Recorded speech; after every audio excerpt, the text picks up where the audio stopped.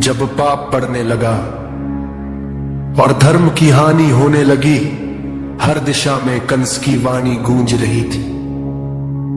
जहां हवन दिखते वहां संतों की बलि दे दी जाती। द्वापर की कहानी भी कलयुग जैसी प्रतीत होने लगी थी। तभी बिजली कड़की और आसमान गूंजा, तेरी मृत्यु बनकर देवकी की संतान आएगी।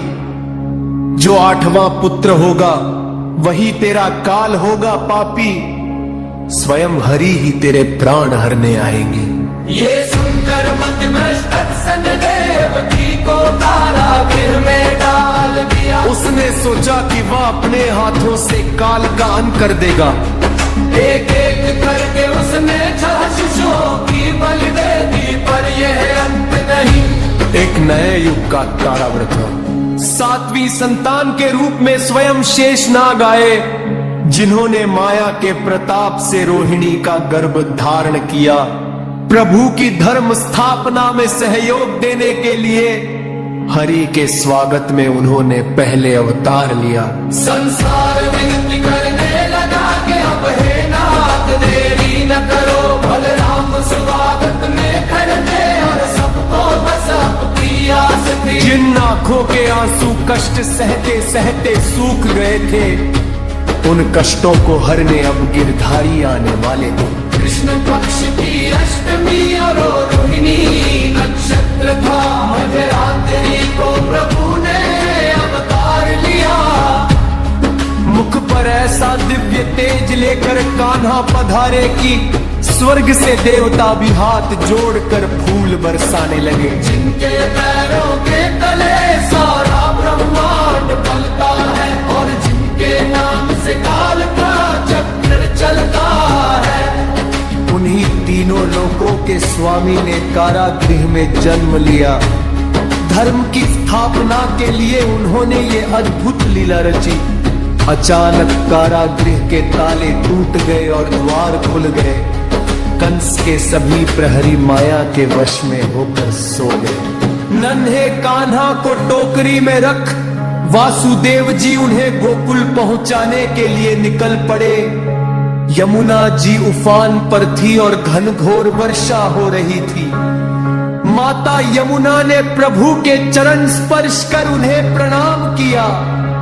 गोकुल पहुंचकर कृष्ण को मां यशोदा के पास सुलाया और उनकी पुत्री योग माया को लेकर वापस आ गए।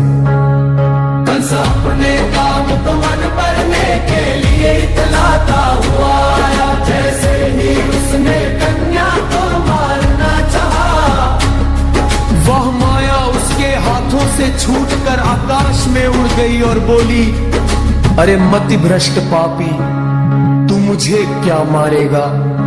तेरा काल तो कहीं और जन्म ले चुका है। काल का जन्म देखकर कंस का मन व्याकुल और भयभीत हो गया। पर वह असुर इतनी सरलता से हार कहां मानने वाला था। उसने कान्हा का अंत करने के लिए कई मायावी दैत्य भेजे। चपल चाल चलकर पूतना विश्व खिलाने आई। उसने सोचा कि ये साधारण बालक है और उसकी चाल सफल होगी। पर कृष्ण ने विष के साथ साथ पूतना के प्राण भी पी लिए और उसे मुक्ति देकर कंस की युक्ति विफल कर दी। फिर अघासुर, बकासुर, केशी, तृणावर्त, शक्कासुर, व्योमासुर और वत्सासुर जैसे कई मायावी दैत्य आए। वर्षों तक उन्होंने हत्या का प्रयास किया, पर जो भी आया वह कभी वापस नहीं लौट पाया। कृष्ण की जीत देखकर कंस भयभीत हो गया। धरती पर का ही नाम था और आकाश में चीखे थी। जितने भी असुर आए वे मृत्यु पाकर मिट्टी में विलीन हो गए। अब एक आखिरी बंधु शेष था कंस के संग। पूरी सृष्टि को उस युद्ध की प्रतीक्षा थी। कान्हा और दाऊ मथुरा आए और शिव धनुष भंग करके अपने आने का संदेश दे दिया। पापी कंस पागल हो उठा और अपनी आखिरी चाल चली। शक्ति के गुरूर में उसने मल्ल युद्ध की ललकार दी। प्रभु ने उसकी अंतिम इच्छा पूरी की और उसे मैदान में घसीट लाए। उसकी छाती पर पैर रखकर प्रहार पर प्रहार किए। आज तू अपने अत्याचारों का अंत देख, तेरी आंखों के